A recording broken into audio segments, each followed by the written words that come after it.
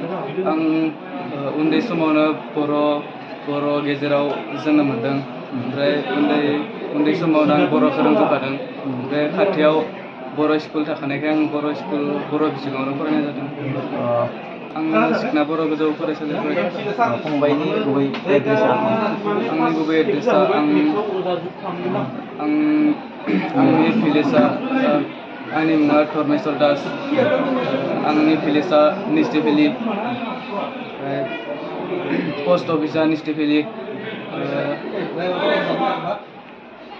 फंबाया माबोरै जिथु जोङो बर' बिजोङाव फरायगोन होननानै सानखो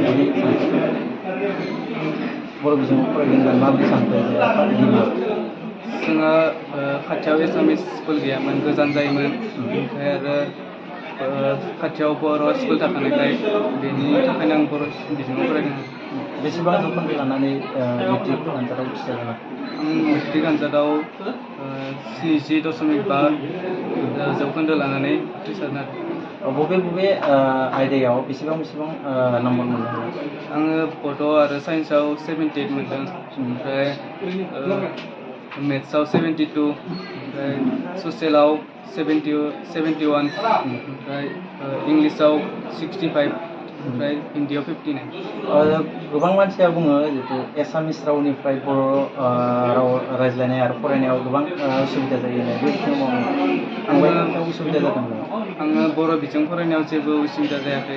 आं आगोलावनो बर'फोरनि गेजेरावनो जोनोम मोनखादोंमोन। आगोलावनो बर'खौनो सोलोंखादों। बेनिखायनो आं जेबो उसुबिदा मोनाखै।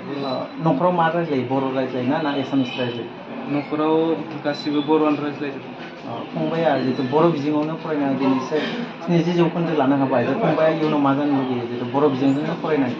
आं इयुनाव हायार सेकेन्डारि एग्जाम होखांना आङो इक'न'मिक्सआव मेजर लागोन आरो इक'न'मिक्सनि प्रफेसार जागोन। दायो बबे फरायसालियाव जितु मुं थिसनदों? आङो तामुलपुर कनफिडेन्ट एकाडेमियाव मुं थिसनदों।